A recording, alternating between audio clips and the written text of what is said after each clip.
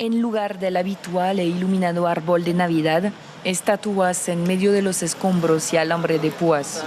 En Belén, esa obra artística marca el tono de la Navidad en la ciudad donde, según la tradición cristiana, nació Jesús y busca reflejar lo que está ocurriendo actualmente a 50 kilómetros de distancia en la Franja de Gaza. Desde que tengo hijos, aparto la mirada de la televisión si se muestra el dolor de un niño. No soy capaz de ver una película o una serie en la que se haga daño a una niña o a un niño. Lo he hablado con otros padres y madres y les pasa lo mismo que a mí. Ver a un niño sufrir te hace inmediatamente imaginar a tus hijos en esa situación y resulta del todo insoportable. Desde hace semanas, X nos muestra cada día imágenes de pequeños muertos o agonizantes por los bombardeos de Israel sobre Gaza y los llantos desesperados de sus padres. No concibo nada más espantoso y tampoco imagino nada más eficaz para movilizar las conciencias. Y sin embargo, el genocidio continúa ante la pasividad de los dueños del jardín europeo. La Europa que se ve a sí misma como refugio de los derechos humanos y de las libertades civiles e incluso como reserva de los derechos sociales, ejerce hoy la mayor de las hipocresías entre patéticos discursos navideños. He leído que los israelíes mostraron a varios mandatarios y periodistas europeos los asesinatos de civiles israelíes el 7 de octubre por parte de miembros de las facciones armadas palestinas. Entiendo que calculaban que la dureza de las imágenes serviría para que los periodistas escribieran a favor de Israel y para que los mandatarios apoyaran la operación contra Gaza. Pero si efectivamente esas imágenes fueron eficaces para movilizar la conciencia de periodistas y mandatarios, no se explica que las imágenes de niños palestinos reventados no provoquen un efecto mucho mayor. Todo apunta a que lo de los niños israelíes decapitados era un bulo, fabricado para horrorizar a la opinión pública mundial y justificar así todo lo que hiciera Israel contra los palestinos. Pero las imágenes de niños palestinos asesinados y el sufrimiento de sus padres son una realidad cotidiana que contemplan millones de personas en todo el mundo. Los genocidios y los efectos de los bombardeos sobre la infancia no son, ni mucho menos, una novedad histórica, pero nunca los habíamos visto con la crudeza de ahora. Las imágenes de niños muertos y la desesperación de sus padres superan con creces la imagen del martirio de Jesucristo en la cruz, las imágenes de los esqueletos humanos supervivientes a los campos de concentración nazis o las imágenes de cadáveres amontonados tras pasar por las cámaras de gas.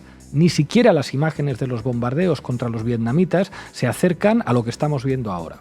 Se supone que aquellas imágenes tuvieron la suficiente fuerza para definir la opinión pública mundial contra el nazismo e incluso contra lo que hizo Estados Unidos al pueblo vietnamita. O quizá no. Hablando de ello con mi padre en Nochebuena me dijo: el hombre es un bicho malo, hijo. Creo que en realidad podemos ser algo peor. La humanidad se parece más a Eichmann que a ningún asesino en serie. Adolf Eichmann fue un burócrata alemán que trabajó para la Alemania nazi, siendo el responsable de organizar la deportación y el exterminio de millones de judíos.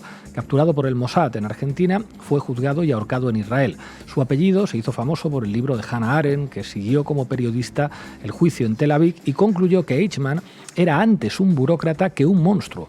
Señalaba así Hannah Arendt una de las claves del Holocausto como fenómeno monstruoso, pero que no respondía tanto a una suma de crueldades individuales como a la maquinaria burocrática de la modernidad. Eso era básicamente la banalidad del mal. Al igual que Eichmann, es probable que muchos de los militares israelíes que participan del genocidio en Gaza sean padres cariñosos y maridos atentos y respetuosos. Es probable que sientan que simplemente cumplen órdenes y hacen su trabajo de la forma más profesional posible. Y lo cierto es que seguramente el género humano se parezca más a Eichmann y a los militares israelíes que a los héroes del gueto de Varsovia o a nuestros maquis. O quizás no. A pesar de la banalidad del mal que nos rodea, son millones los que en todo el mundo salen a la calle a defender la causa palestina. A pesar de ser hijo de Adolf Eichmann, Ricardo Eichmann, cuando supo quién fue su padre y la suerte que corrió, entendió perfectamente que fuera capturado, juzgado y ejecutado. El mundo está lleno de Eichmann, sí, pero también de gente decente. Incluso no es imposible que en algunos seres humanos convivan ambas posibilidades de la condición humana. Por eso, defender la decencia es más imprescindible que nunca y hoy eso significa defender la causa palestina. Bueno, esto lo escribía yo esta mañana en un artículo para Contexto. Hoy en La Base hablamos de una Navidad en guerra. Bienvenidas y bienvenidos. La Base, con Pablo Iglesias, Sara Serrano, Manu Levín e Ina Afinogénova. Bueno, hoy en La Base, a pocas horas de una Nochebuena que se ha celebrado con una guerra en territorio europeo, con un genocidio en Palestina por parte de Israel, hablamos de esta situación tan terrorífica que vive el mundo también en Navidad. ¿Qué nos tienes preparado, Sara Serrano? Pues vamos a ver qué está sucediendo en Palestina porque el día de Navidad ha sido una de las jornadas más mortíferas desde que comenzase la ofensiva israelí. Las guerras son siempre un terreno de disputa comunicativa y las actuales mucho más. Y las guerras actuales y el genocidio que estamos viendo en Palestina tiene en los medios de comunicación uno de sus actores determinantes. ¿Qué nos traes, Manu Levín? Bueno, vamos a ver cómo en la televisión pública en España, entre propagandas de turrones y de mazapanes, pues se hace otro tipo de propaganda también de lo que está pasando en Palestina. Y con la comandante Afinogénova nos vamos hasta Ucrania. ¿Qué nos vas a contar hoy? Bueno, vamos a ver algunas actualizaciones de las últimas semanas sobre una Ucrania que pretende movilizar a 500.000 de hombres más para mandarlos a la guerra. Hoy además contaremos con Eduardo García, analista geopolítico de Descifrando la Guerra, escribe en Diario Orez, escribe en El Salto también. Le preguntaremos por Palestina y por Ucrania. Arrancamos, Xavi. La base de datos. Informa Sara Serrano. Adelante, compañera. Si Jesús volviera a nacer en nuestros días, lo haría bajo los escombros de una casa en Gaza. Munter Isaac, pastor de la Iglesia Evangélica Luterana de la Natividad de Belén, lo tiene claro. Y este año su iglesia ha instalado un pesebre hecho de escombros con un niño Jesús arropado por una cufilla palestina. Queremos mandar un mensaje al mundo de que así es como se ve la Navidad en Gaza y en toda Palestina. Así es la Navidad en el lugar de nacimiento de Jesús. Niños asesinados, casas destruidas y familias desplazadas. Esto es lo que ha dicho el clérigo. En Belén, lugar donde supuestamente nació Jesucristo, los cristianos han sustituido las tradicionales celebraciones navideñas por vigilias para recordar a las víctimas de los bombardeos israelíes. Tampoco se ha colocado el árbol de Navidad que otros años iluminaba la plaza principal de la ciudad. Los ataques de las tropas israelíes no solo no han cesado en estas fechas, sino que la noche del 24 fue una de las más mortíferas desde que Israel iniciara su ofensiva. Así es, según ha informado el Ministerio de Sanidad del Gobierno de la Franja, los bombardeos israelíes dejaron más de 250 muertos y 500 heridos entre Nochebuena y Navidad. El ataque más letal se produjo en el campo de refugiados de Al-Maghazi, en el centro de la Franja, donde al menos 70 personas, muchas de ellas mujeres y niños, han muerto como consecuencia de los ataques del ejército de Israel. El hospital de Al-Aqsa, el principal de la zona centro, recibió de hecho muchos de los cuerpos destrozados por la metralla. Israel también ha bombardeado otro campamento de refugiados, el de Jabalia, situado al norte de la Franja, donde concentra buena parte de su ofensiva de los últimos días, con el argumento de que este lugar es utilizado como refugio y centro de operaciones de Hamás. Además, otras 22 personas han muerto en los bombardeos de Han Yunis, la principal ciudad del sur y uno de los focos de los ataques de las últimas semanas. Paralelamente, los ataques se han extendido también al enclave en el que los evangelios de Mateo y Lucas sitúan el nacimiento de Cristo. Sí, mientras la Franja de Gaza agoniza bajo las bombas, la agencia palestina Wafa ha informado de que las fuerzas israelíes irrumpieron durante la noche del pasado sábado en la ciudad de Tukarem, en el norte de Cisjordania. Además, aprovechando que la atención mediática está situada en Gaza, los colonos israelíes han intensificado sus ataques contra la población en Cisjordania. De hecho, desde el pasado 7 de octubre, alrededor de 300 palestinos han sido asesinados en este territorio. Belén, situada a poco más de una decena de kilómetros de Jerusalén y rodeada de asentamientos israelíes, tampoco se ha librado de esta escalada de tensión y muchos vecinos están denunciando que tienen miedo a viajar por carretera porque ahí es donde los colonos suelen estar más activos. Tras más de 2 meses de ataques, la cifra de muertos se eleva a las 20.258 víctimas. Además, según la ONU, 1,9 millones de personas, cerca del 85% de la población, han abandonado sus hogares desde el comienzo de la ofensiva israelí y según un informe publicado por el Programa Mundial de Alimentos el pasado jueves, más de un cuarto de la población de Gaza ha agotado sus reservas de alimentos, no puede hacer frente a la situación y se asoma al abismo del hambre catastrófica y la inanición. En estas condiciones no resulta complicado imaginar que a día de hoy Jesús hubiera nacido entre escombros en Palestina. Bueno, ¿y se atisba algún tipo de fin a la violencia de Israel? Bueno, no parece que nada de esto esté cerca. En su visita de ayer a Gaza, Netanyahu ha declarado que la guerra está lejos de llegar a su fin. No nos detendremos, seguiremos luchando y profundizando los combates en los próximos días y esta será una batalla larga y no está cerca de terminar. Esto es lo que ha asegurado. Por su parte, el líder de Hamás, que ha emitido el primer mensaje desde el inicio de la ofensiva israelí, habla de una guerra feroz y sin precedentes y niega la posibilidad de someterse a las condiciones impuestas por Israel para alcanzar un alto al fuego. Mientras tanto, el Consejo de Seguridad de Naciones Unidas aprobó el pasado viernes una resolución presentada por Emiratos Árabes que pide facilitar la entrega inmediata y segura de ayuda humanitaria a la Franja de Gaza. La resolución, que ha conseguido sortear esta vez sí el veto de Estados Unidos, no incluye la petición de un alto al fuego inmediato y jamás ha catalogado esta resolución de insuficiente. Durante los últimos 5 días, la administración estadounidense ha trabajado duro para vaciar esta resolución de su esencia y emitirla de esta forma tan débil. Esto es lo que han asegurado las autoridades de Gaza en un comunicado que ha sido recogido por Al Jazeera.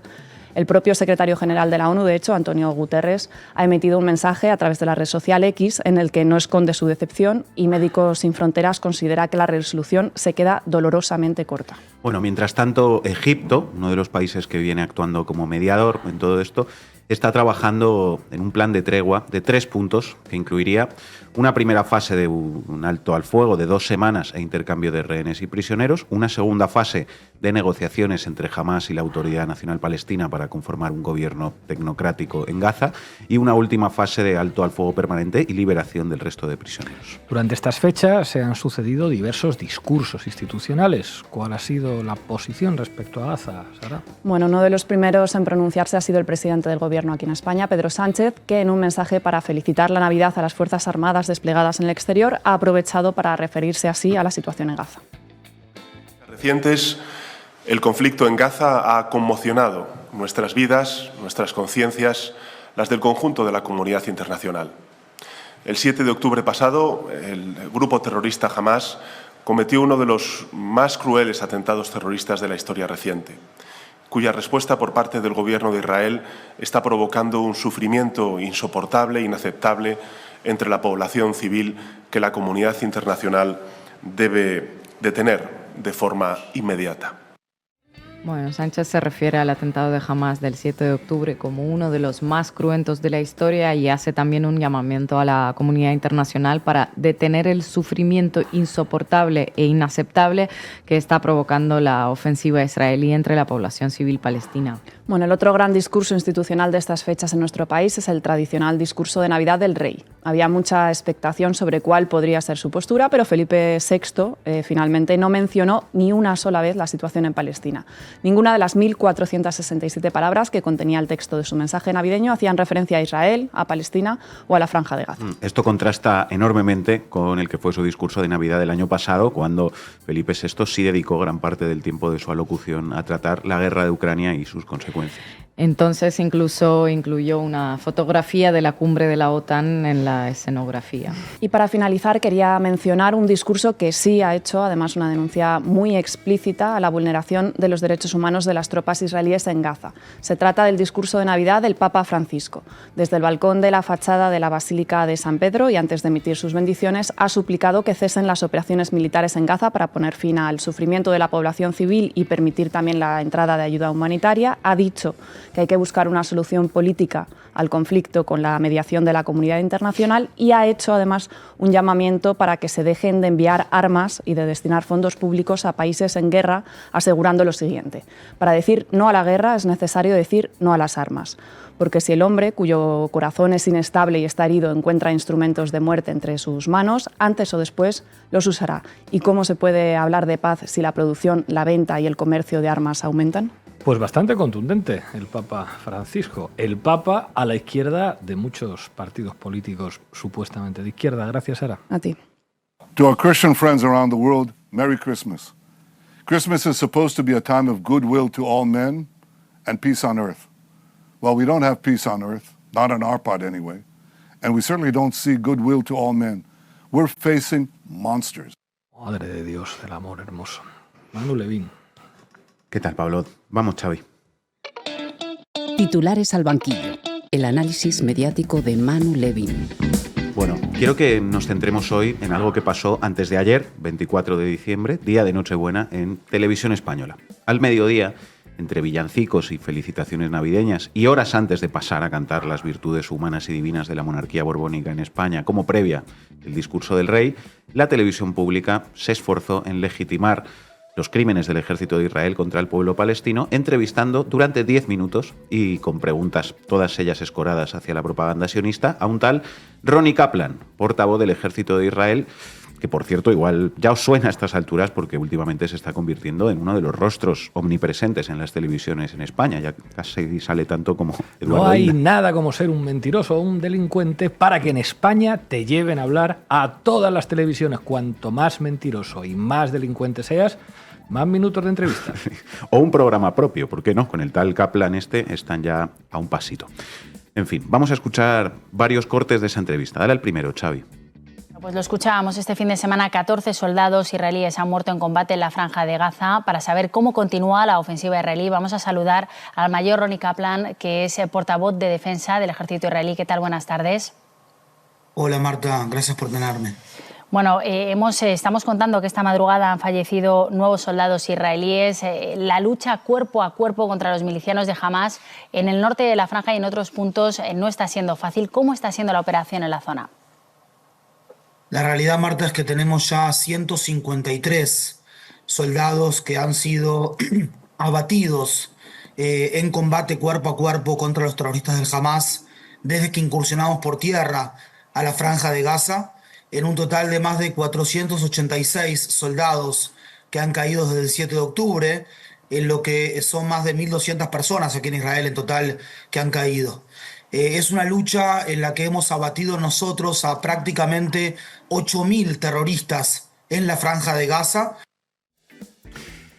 Pues ya habéis oído el balance que hace entre este portavoz israelí y la presentadora de televisión española. Desde el 7 de octubre han muerto 486 heroicos soldados israelíes, 1.200 personas en Israel, porque en Israel hay personas, y han sido abatidos 8.000 terroristas en Gaza.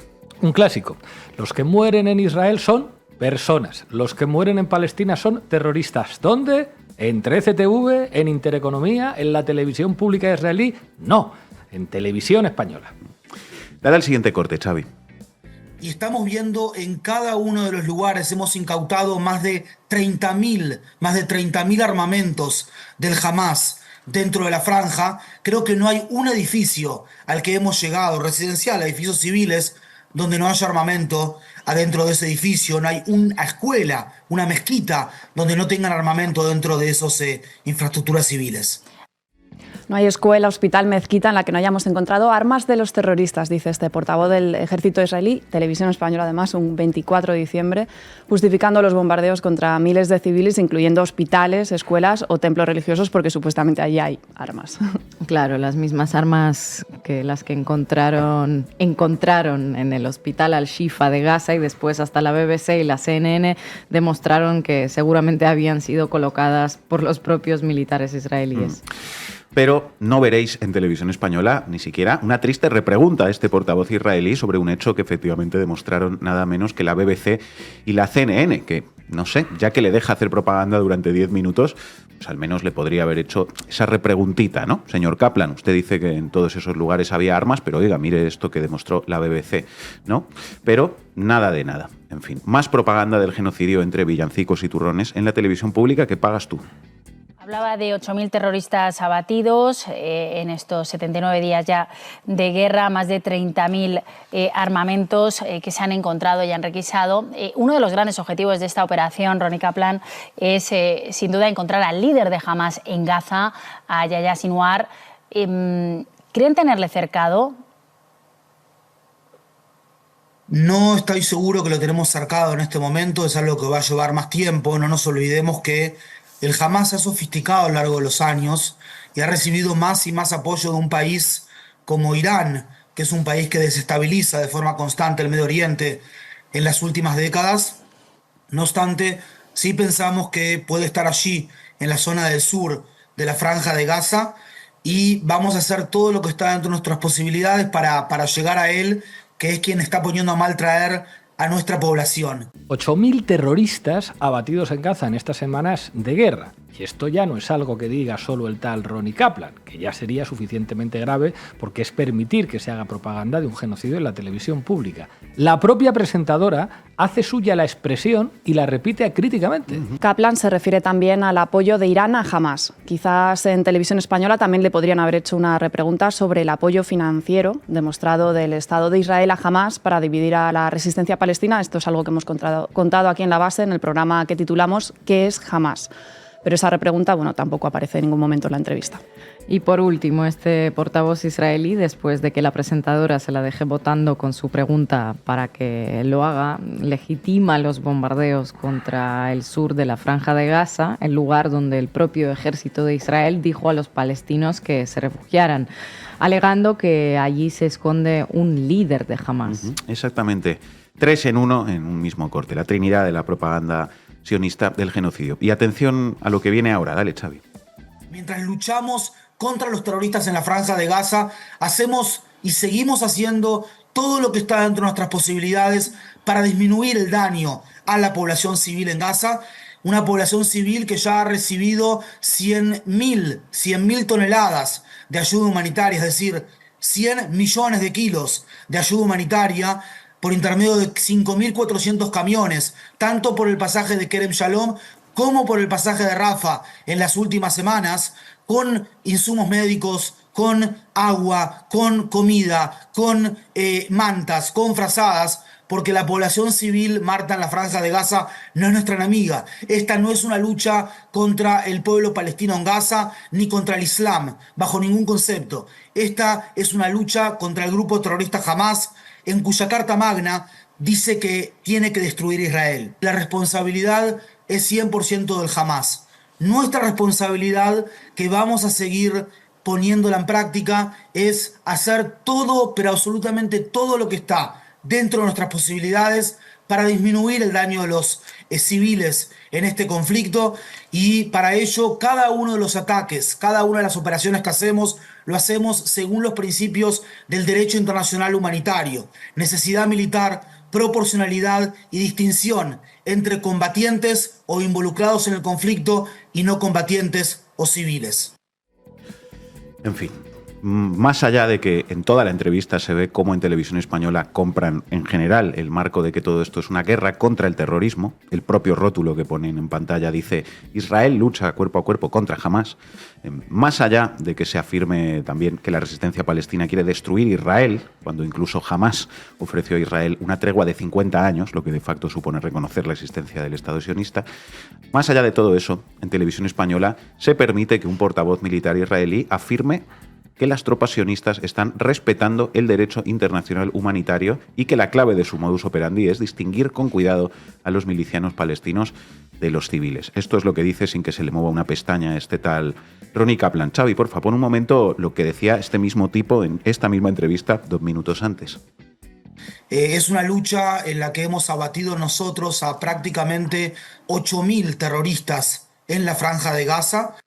Vaya, así que la misma persona que afirma que el ejército israelí diferencia entre civiles y no civiles afirma también que han matado a 8.000 terroristas en Gaza. Claro, lo cual, si uno hace números, recordemos que van más de 20.000 palestinos asesinados desde el 7 de octubre, pues básicamente supone decir que todos los hombres de Gaza son terroristas y el resto, pues claro, son mujeres, niños y ancianos. Vamos, que no es mentira que no distingan entre civiles y terroristas. Lo que pasa es que los consideran a todos terroristas. Claro, y así no hay riesgo de equivocarse, ¿no? Claro. En fin.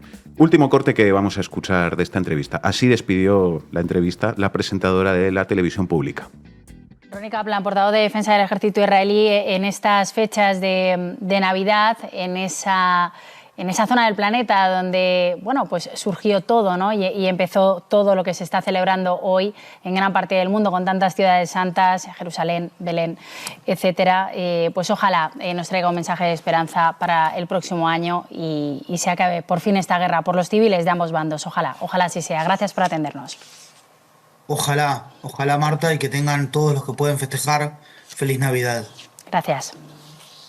Ojalá, Marta, se termine la guerra, dice el tal Ronnie Kaplan, como si no fuera con ellos la cosa. Ay, feliz Navidad. Vamos, que si Jesucristo hubiera nacido en la Palestina de hoy, le habrían llamado terrorista, habrían bombardeado su casa y en televisión española habrían justificado ese bombardeo. Es indecente que en la televisión pública se permita hacer propaganda de un genocidio y se presente a un portavoz de un ejército que ya ha asesinado a 13.000 niños y niñas, poco menos que como si fuera una hermanita de la caridad. Todo ello sin hacerle ni una sola repregunta que le ponga ante la más mínima contradicción. No es periodismo, es colaboracionismo de esta señora y de Televisión Española.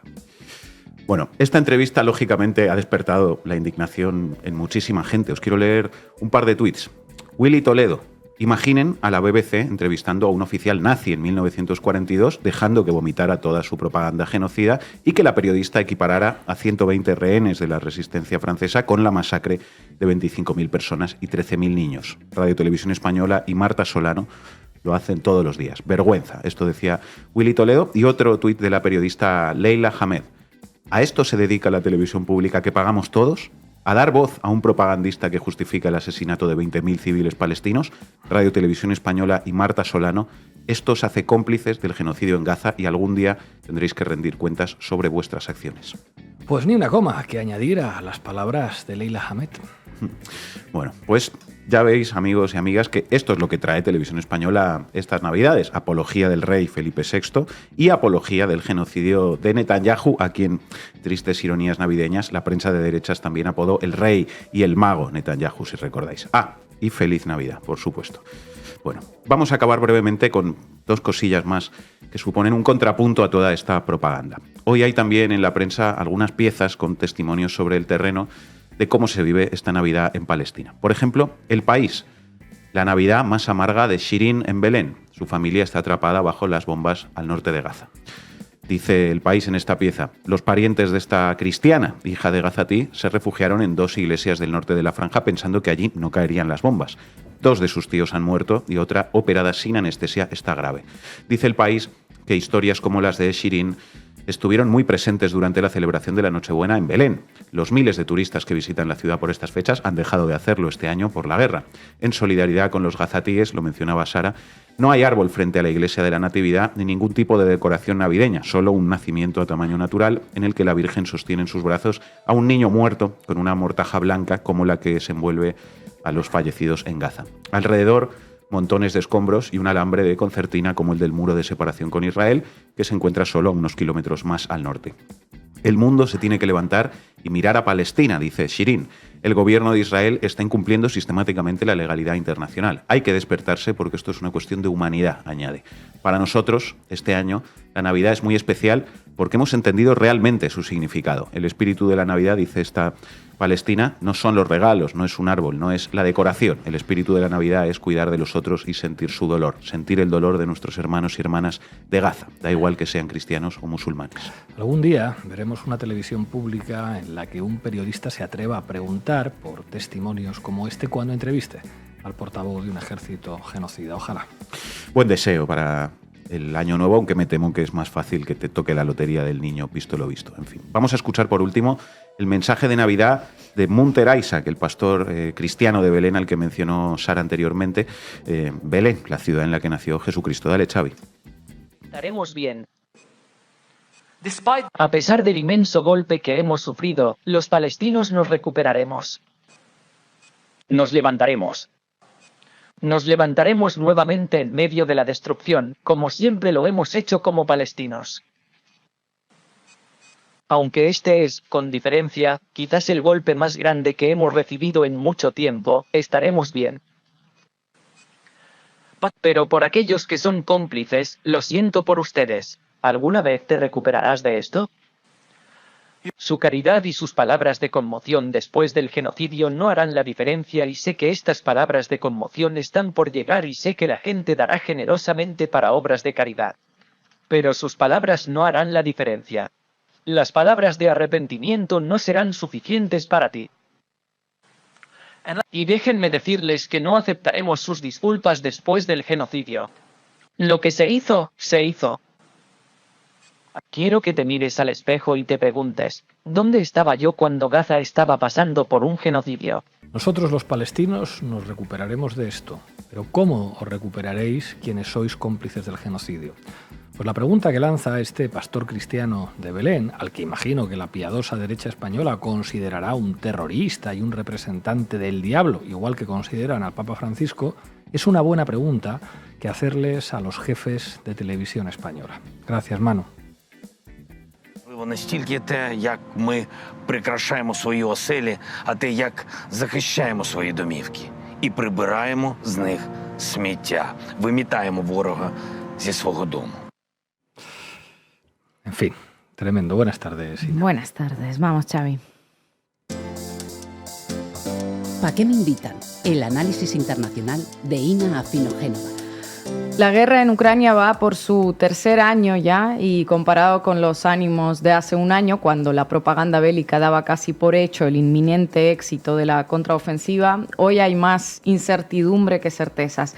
En los capítulos anteriores les hablamos sobre los últimos movimientos en el frente, el fracaso de la contraofensiva y la guerra de posiciones en la que se ha acabado convirtiendo la invasión. El resumen de este año es que Ucrania no ha podido romper la línea de defensa rusa, el ejército ruso ha estado atrincherado y ahora está atacando en algunos puntos. Ayer mismo informaron de la toma de la ciudad de Marinka en Donbass, mientras Kiev intenta aprobar una ley para movilizar a 500.000 de hombres más. En medio de todo este asesinato mutuo que se prolonga en el tiempo sin que ningún bando pueda acabar derrotando definitivamente al otro, el sábado pasado el New York Times publicó un artículo muy curioso que está generando acusaciones cruzadas, algunos resquemores y ciertas teorías de la conspiración en ambos países. Titula New York Times que Putin está dando señales leves de que está abierto a un alto el fuego en Ucrania. Pese a su retórica en público, representantes de esa diplomacia informal entre bastidores han estado dando a entender desde septiembre que el presidente ruso está dispuesto a un acuerdo. Eso sí, un acuerdo que fije las posiciones actuales de sus tropas, sin aceptar retirarse ni un metro. En Roma al Paladino firmar un alto el fuego, quedándose con casi un 20% del territorio de Ucrania. Exacto, una situación que según fuentes del periódico estadounidense se podría presentar internamente como una victoria militar. Y bueno, no hay que ser fuentes de New York Times para deducir que efectivamente el corredor terrestre hacia Crimea, junto con el control total sobre el mar de Azov, junto con la anexión de 4 regiones ucranianas, y todo ello sin ese colapso económico tan anunciado desde el jardín, habiendo desafiado a todo el bloque militar de la OTAN, y con un número de víctimas de esta aventura que no se revela, pues no es una derrota. Según el periódico, Rusia busca fijar esa no derrota antes de las elecciones presidenciales de 2024, a las que Putin se presenta por quinta vez y que ganará sin lugar a dudas una vez más, independientemente de que haya o no posibles armisticios. La información procede de 2 altos cargos rusos cercanos al Kremlin, un funcionario estadounidense y otro extranjero que recibieron mensajes de emisarios rusos, según afirma este periódico. Ni Putin ni el ejército ruso quieren poner más a prueba la capacidad militar que tienen, dijo el funcionario extranjero. Una de las tesis que más hemos oído es que, al contrario de esto, se pretendería estirar la guerra hasta como mínimo las elecciones en Estados Unidos, a ver si con un poco de suerte ganan los republicanos y cambian su enfoque con respecto a la ayuda militar a Ucrania.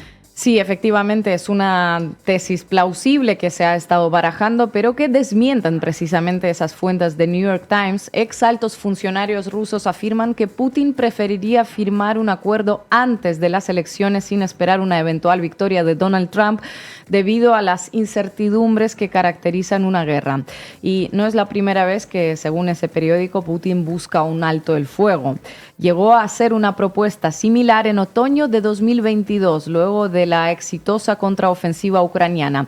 En ese momento, el jefe del Estado Mayor de Estados Unidos, Mark Milley, supuestamente intentó convencer a Kiev para que negociaran con Rusia, pero otros altos militares estadounidenses lo consideraron prematuro, y también Zelensky estaba a favor de seguir para recuperar todos los territorios ucranianos. Bueno, pues hoy hay decenas de miles de muertos más, si es que no son centenares de miles, unas ganancias territoriales muy limitadas tanto para unos como para otros y una devastación todavía mayor del país.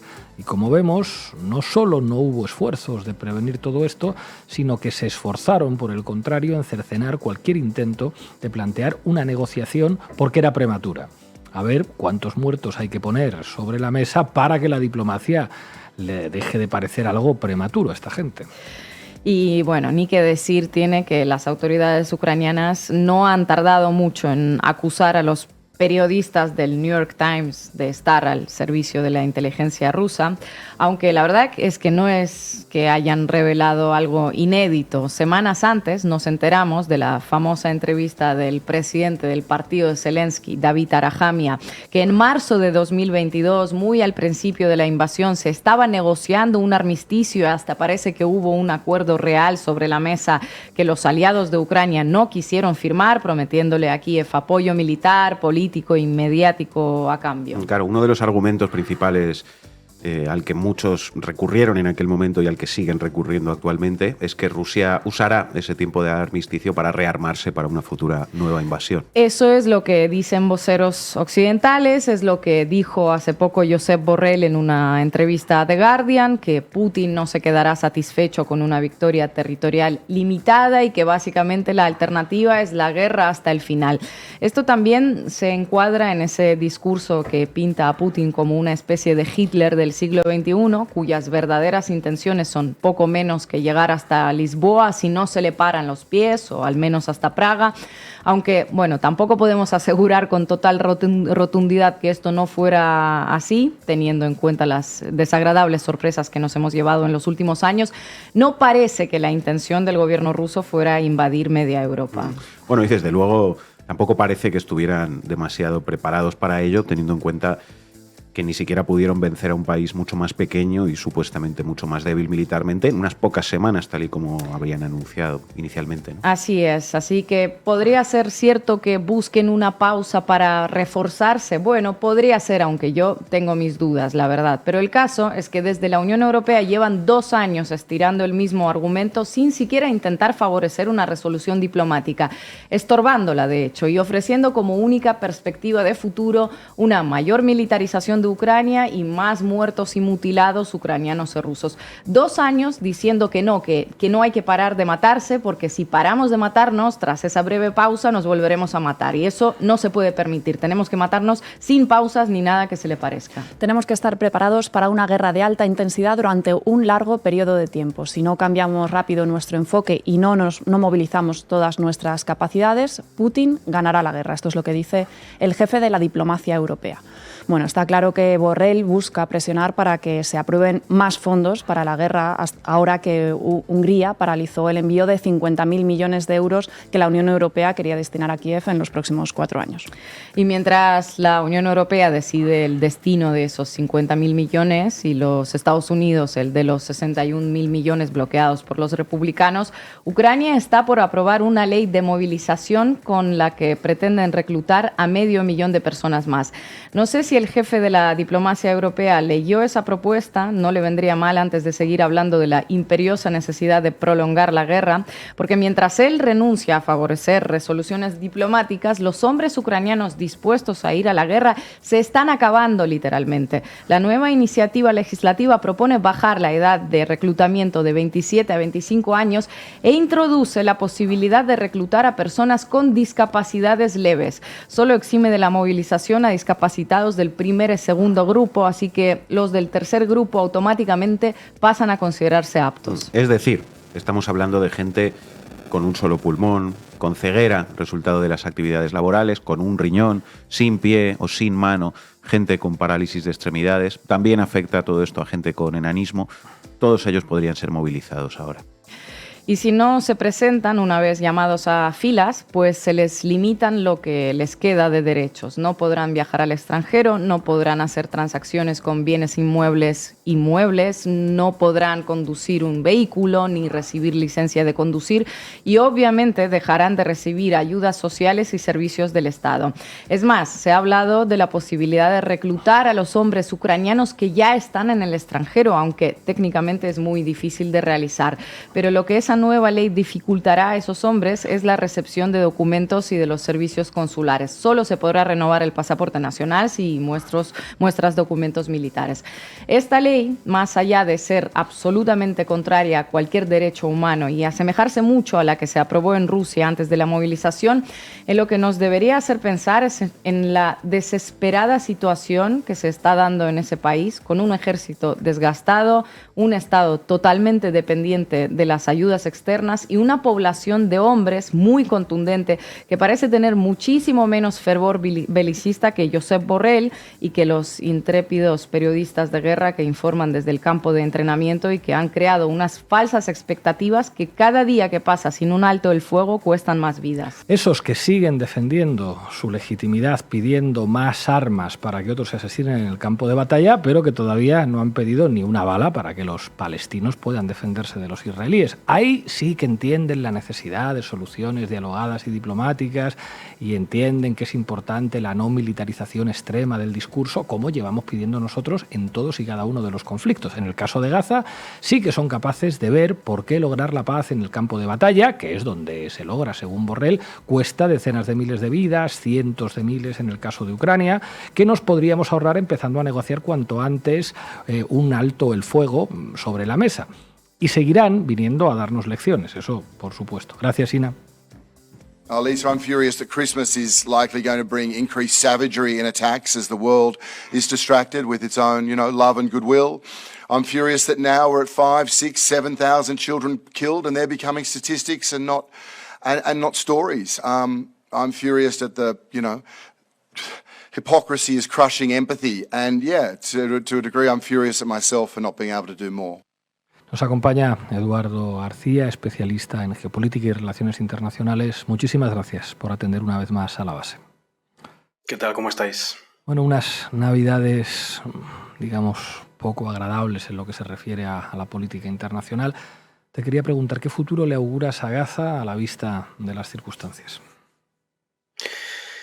Bueno, efectivamente son unas navidades particularmente convulsas en lo que tiene que ver con el apartado militar, ¿no? Con varios frentes activos, todavía ninguno de ellos en el frente que sería principal en el esquema internacional, que sería, como ya hemos defendido en muchas ocasiones, el Asia-Pacífico, pero igualmente frentes que van a ser importantes, que ya están siendo importantes en el plano humanitario, por supuesto, y que además podrían ser relativamente importantes en lo que hace a la reconfiguración de los poderes tanto en Ucrania, tanto en Europa en general, como en Oriente Medio. Con respecto al corto medio plazo para Gaza, la realidad es que lo que hay que augurar por el momento son malas noticias. Mientras no haya una voluntad externa, una voluntad de presionar de verdad en conjunto al Estado expansionista de Israel, al Estado sionista de Israel, no va a haber una tregua por lo que se ve, ni va a haber retrocesos, ni va a haber espacio para el diálogo, porque las propias élites políticas y militares de Israel así lo están planteando permanentemente, por mucho que hablen en alguna retórica tratando de legitimarse. Cuando tú planteas que estás yendo por los terroristas, implícitamente defiendes que terrorista es todo aquel que no pueda demostrar ser terrorista, bueno, pues evidentemente lo que estás hablando es de que este intento de limpieza étnica va a continuar, ¿no? El dato de cerca de o por encima de los 20.000 asesinados ya en Gaza, palestinos asesinados en Gaza desde que empezó la ofensiva israelí en el territorio palestino de Gaza, es aproximadamente o es por encima ya del 1% de la población total de Gaza. Y mientras siga existiendo escasa voluntad de confrontar, de poner determinados bloqueos, de sancionar conjuntamente y de hacer una alianza y avanzadas diplomáticas contra el Estado sionista de Israel, va a ser imposible que esto se detenga. Hablábamos en muchas ocasiones de la influencia que podría tener en las elecciones estadounidenses lo que está ocurriendo en Gaza, y la influencia que podría tener a la inversa, las elecciones estadounidenses, en lo que está pasando en Gaza. Bueno, vamos a ver cómo se mide eso, pero lo que parece claro es que hay una suerte de, independientemente de la convergencia estratégica, hay una suerte de disputa retórica entre las élites republicanas y las élites demócratas. Y vamos a ver cómo se salda eso, porque probablemente las élites demócratas necesiten algún tipo de stop en la guerra, necesiten algún tipo de detalle o de favor por parte de Israel que al menos retóricamente parezca algo humanitario, pero las élites republicanas quizá no es esa la estrategia retórica que quieren llevar de cara a las elecciones, de cara a esos comicios en 2024. Entonces, si uno pone sobre la mesa que el principal actor que podría presionar a Israel no parece que vaya a hacerlo, primero porque estratégicamente no lo quiere hacer y segundo porque las disputas políticas internas parece que lo dificultan. Si le sumamos que las élites políticas y militares en Israel están muy lejos de plantear algo parecido a un diálogo, sino prácticamente todo lo contrario, avanzar en la limpieza étnica, cronificar el conflicto y después, cuando en base a lo que haga la comunidad internacional puedan o se vean forzados a detener el avance, poder empezar una nueva estrategia que es clásica ya en la estrategia israelí, que es la de los hechos consumados. Entonces, si Israel va a ir a la lógica de los hechos consumados, nosotros avanzamos, nosotros conquistamos y asesinamos y después negociamos en base a eso, pues mientras no haya presiones muy importantes de grandes alianzas de estados internacionales regionalizados, quizás sería lo más interesante, América Latina, evidentemente la Unión Europea, no va a haber avances en ese sentido. Y es particularmente doloroso ver cómo, aunque haya un cierto proceso de deslegitimación del Estado de Israel en lo que tiene que ver con las capas populares y las militancias, por ahora eso no está subiendo a los estados, a las élites que gobiernan los estados de una forma masificada, lo cual imposibilita estas alianzas regionales en defensa del pueblo palestino. ¿Qué tal, Eduardo? ¿Cómo estás? Muchas gracias por estar en la base en estas fechas.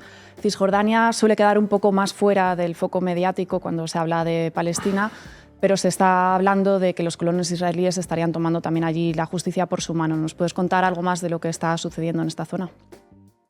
Sí, lo que ha habido es una profundización, se ha continuado y se ha profundizado la dinámica que ya tenían los colonos israelíes en Cisjordania, apoyada, o sigue siendo apoyada más bien, por el Estado de Israel. Hace poquitos días teníamos la noticia de que mientras se producen las masacres y los bombardeos masivos en Gaza, el Estado de Israel aprueba nuevas concesiones, nuevas construcciones de vivienda en favor de los colonos en territorios palestinos en Cisjordania. Y de nuevo es una avanzada bajo la lógica de los hechos consumados. Van a ir avanzando, van a cronificar los avances en Cisjordania, pequeños avances, poco a poco, tomando territorios, expulsando, utilizando la violencia contra los territorios palestinos en Cisjordania, violencia que a veces incluso es relativamente popularizada en Israel, ¿no? Tiene que ver más que nada con una suerte de no sé si milicias, pero sí desde luego grupos de ciudadanos israelíes que en apoyo del ejército toman esos territorios, y si a eso le sumamos las concesiones de viviendas como la que está haciendo el Estado de Israel, lo que vemos es que continúa un proceso que ya existía anteriormente, que es el de la toma de los territorios palestinos en Cisjordania por parte de los colonos israelíes, apoyado por el Estado, se cronifica, se profundiza y encima retóricamente o mediáticamente pasa a un segundo plano por lo que está sucediendo, por lo que se está haciendo en Gaza, lo cual beneficia no solo a los intereses estratégicos del Estado de Israel en la Franja de Gaza, sino también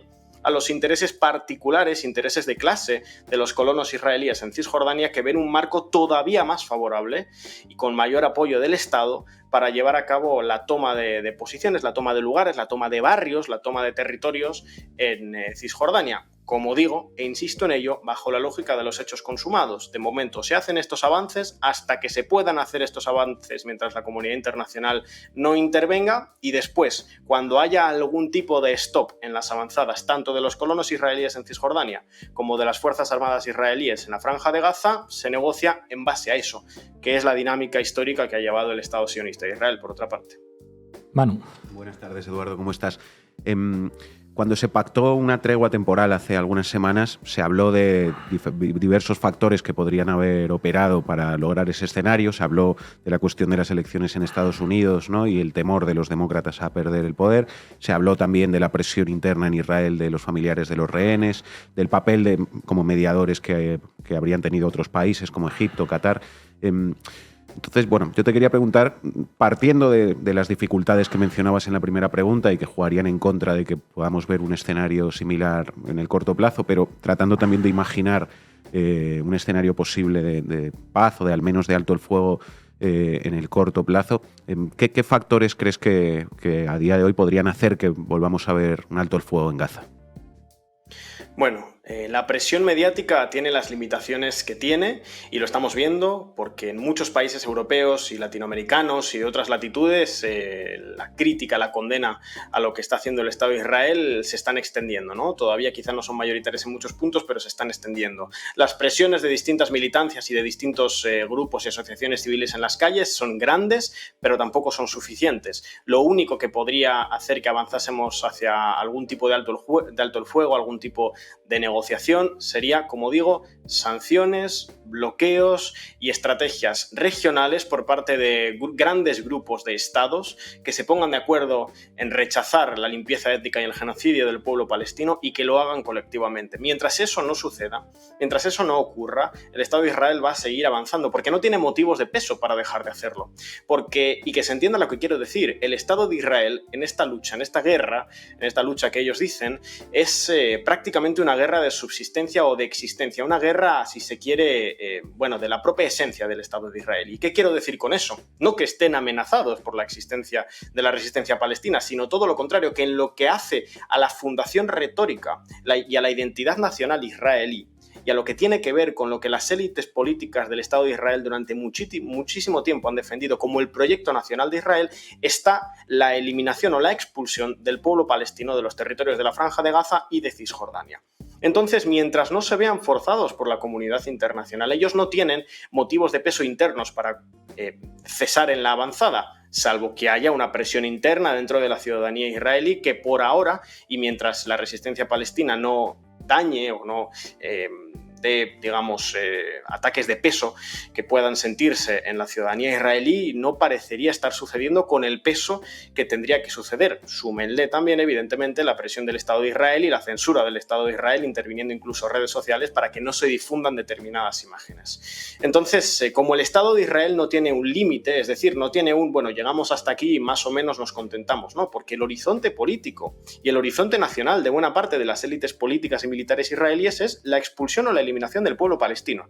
Entonces, sin presiones externas o internas es muy difícil, externas sí que podría existir una posibilidad, pero para ello tendría que haber una voluntad conjunta de los distintos gobiernos y tendrían que dar el paso al frente los distintos gobiernos de izquierda y socialdemócratas en Europa y quizá en América Latina, que tiene también una oportunidad para ganar peso conjuntamente en lo que tiene que ver con la diplomacia, pues va a ser muy complicado porque ha habido incluso filósofos y actores internacionales que lo que han planteado es eso, que el Estado de Israel no se verá comprometido en sus avances hasta que no haya una presión internacional que directamente vaya contra las lógicas de las élites israelíes que defienden las avanzadas, tanto políticas como militares, y que incluso presione en lo que tiene que ver con la economía a la ciudadanía israelí, que pueda haber en eso, que pueda haber en esas presiones, en esas sanciones, algún tipo de inicio de un proceso de reflexión nacional. Mientras tanto, es muy complicado. Solo la presión externa colectivizada y regionalizada, yo creo, podría hacer que veamos un alto el fuego y diálogos por parte del Estado sionista de Israel, porque, como digo, no estaría en su esencia detenerse, salvo una vez lograda la expulsión o la eliminación del pueblo palestino. ¿Qué tal, Edu? Vamos a ir al otro frente, el de Ucrania. ¿Tú ves posibles unas negociaciones entre Ucrania, Rusia y aliados de Ucrania en un futuro próximo, visto estas publicaciones que están saliendo en los últimos días? Bueno, quizá en el medio plazo podemos imaginarlas. ¿Por qué? Porque hace unas cuantas semanas, hace 2-3 meses, lo que hablábamos era de ese famoso estancamiento, ¿no? Esa especie de lógica en la cual permanentemente había muertes por ambos bandos, no sabemos exactamente cuántas, pero había muertes y ataques permanentes, pero no había avances importantes en lo territorial. Ahora esa lógica pareciera que podría empezar a romperse. Hemos visto avances muy importantes en los últimos días por parte de las Fuerzas Armadas rusas, sobre todo en lo que tiene que ver con la defensa del territorio de Donetsk, ¿no? Hemos visto avances en Bakhmut muy importantes y que prácticamente anulan todo lo que había avanzado Ucrania en su contraofensiva, al menos en ese territorio. Hemos visto también en los últimos días, en las últimas semanas, importantes avances rusos en Avdiivka. En fin, estamos viendo algunos tibios avances rusos que podrían profundizarse o, como he dicho antes, cronificarse si Ucrania continúa teniendo las dificultades con respecto al acceso a suministros y a armamento.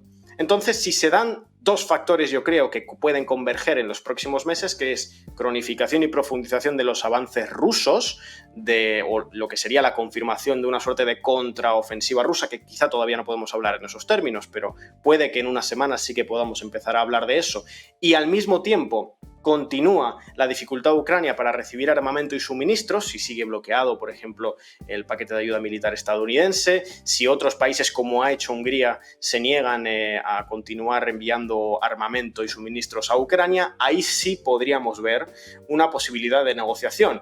¿Por qué? Porque en el contexto de hace unas semanas, en la que ambos bandos veían quizá opciones similares en lo numérico o en lo porcentual de ganar la guerra, definiendo cada uno lo que fuera ganar la guerra, era muy difícil una negociación. Si hay un avance claro de uno de los dos bandos, en este caso de Rusia, que estamos viendo los avances y podrían continuar si no llegan los suministros y el armamento, ahí sí podría haber algún tipo de vía para la negociación, porque se destrabaría en lo general el conflicto. Pasaríamos de un momento de estancamiento a una fase en la que se podría hablar de que uno de los dos bandos estaría ganando territorio y estaría más cerca de ganar la guerra que el otro. Ahí sí podríamos ver negociaciones. No obstante, yo incluso con esa combinación de dos factores no lo tendría claro, porque la diplomacia europea, por ejemplo, en muchos casos ha demostrado ser favorable a no dar su brazo a torcer, a extender la guerra en el tiempo si es necesario y a desgastar con el paso del tiempo a las Fuerzas Armadas rusas y al Estado ruso políticamente a la interna, aunque eso conlleve, pues como sabemos, la muerte de decenas y no centenares de miles de ucranianos, tanto de militares ucranianos como también de población civil. También habrá que ver qué hace Estados Unidos a ese respecto. Bueno, en ese sentido, si Rusia continúa con esos avances y las élites demócratas estadounidenses ven realmente muy complicado el fin de la guerra, o la victoria más bien de Ucrania en la guerra, podrían defender algún tipo de negociación, y ahí sí, si Estados Unidos tomase una posición clara en ese sentido, que podría ser lógica teniendo en cuenta las elecciones, podríamos ver algún tipo de avance en ese sentido. Pero como digo, por ahora lo más importante es ver si se consolidan los avances rusos que estamos viendo, por ejemplo, en Donetsk, y si se cronifica la dificultad de Ucrania para conseguir armamento y suministro. Bueno, si continúa cronificándose más bien. Eduardo García, muchísimas gracias por atender una vez más a La Base. Hasta pronto. Gracias a vosotros. Hasta luego. Llegamos al final del programa y os vamos a dejar con un villancico que habla del nacimiento de Jesús en Palestina. Campana sobre campana. Hasta mañana.